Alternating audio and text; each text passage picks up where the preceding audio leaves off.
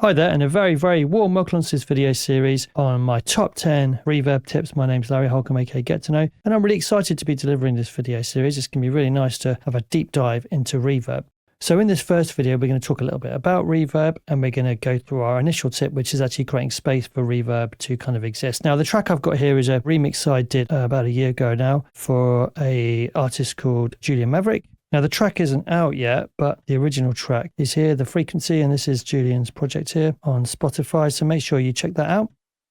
I'll give you a little blast of how it sounds.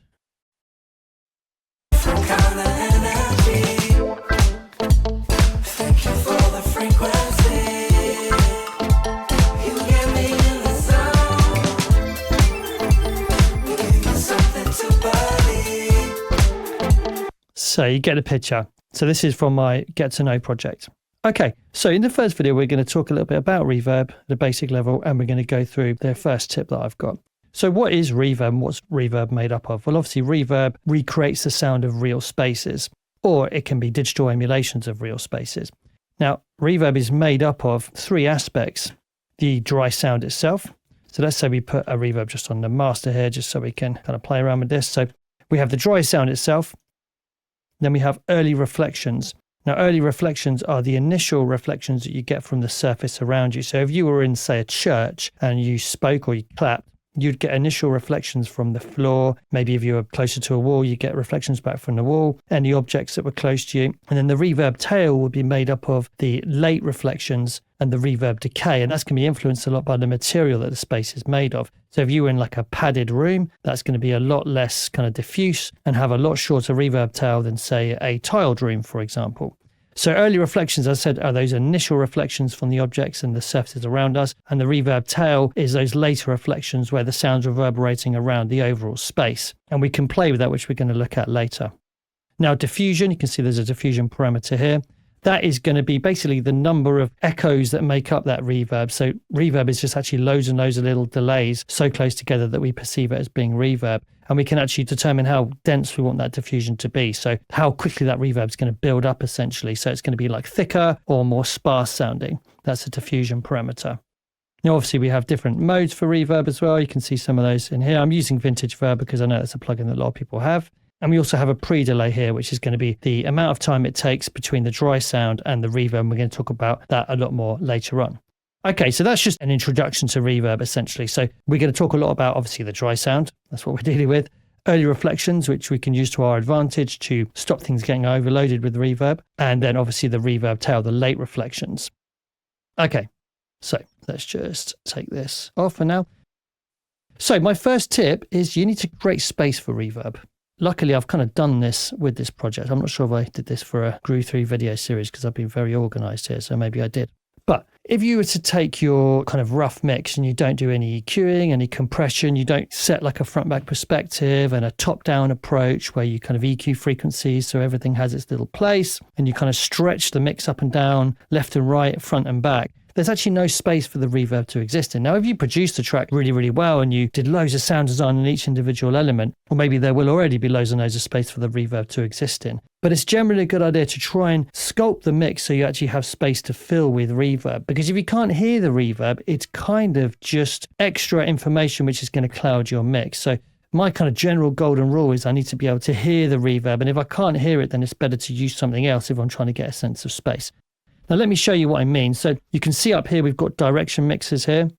These are in Logic. These are making things more mono, for example. And then I've got other imager plugins here making things more wide. So we're separating things out in the stereo field.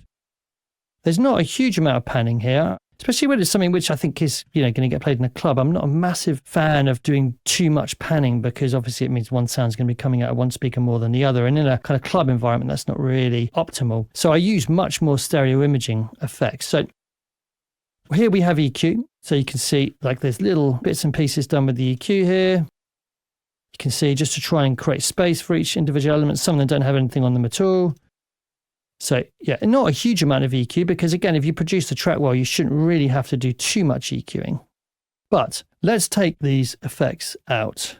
Okay, so we'll just select all these tracks. And luckily I've done them all on one row. So this is our compression. Okay, so I should say I've got compression as well. This is not a course about compression, EQ, or stereo imaging, although stereo imaging is kind of linked to reverb as well. But, needless to say that compression can help you set front-back perspective. Fast attack, slow release will push something back. Slow attack, faster release will bring something forward when you're using compression. EQ, think Fletcher-Munson curves, were much more sensitive in certain areas. So by EQing in certain areas, you're going to bring a sound out of the mix. And by dipping EQ in that same area, you're going to push the sound back a little bit. Likewise with stereo imaging, if you make something more mono, it's going to sit back in the mix. Make something more stereo, it's going to come forward. So let's have a listen to what I've done here to create space. So that's the pre-processing. Now, it's not going to be like night and day different, I wouldn't say, but we'll see. So this is going to be the imaging.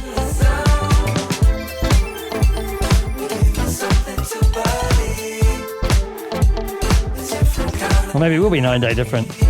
Can you feel the front-back perspective change? That's quite pronounced. Now EQ.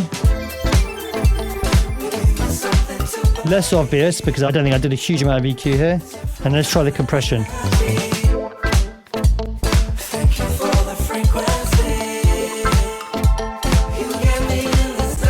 So again, quite a big change actually.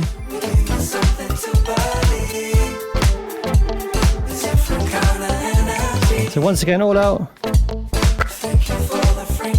So there's not much space there. Everything feels like it's flat, coming from the same place. And suddenly it opens up and there's more space. Okay. So here we've got some reverb. We've got like an early reflections program. We've got a snare verb here. I didn't use too much reverb as a general rule. I try to get by without too much reverb. What we got here, I think this is maybe a bit of stuff on the vocals.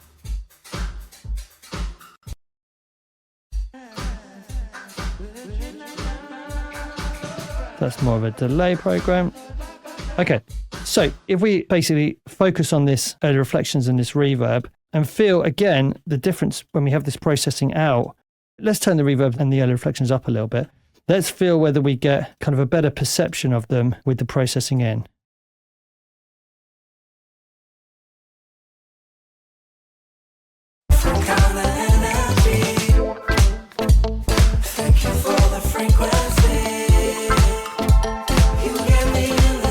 Okay.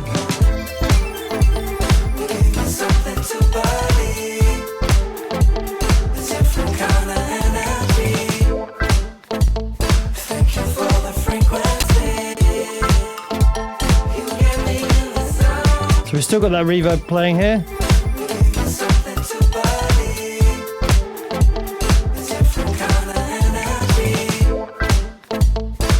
But listen to how much more audible that reverb is, how clear it is.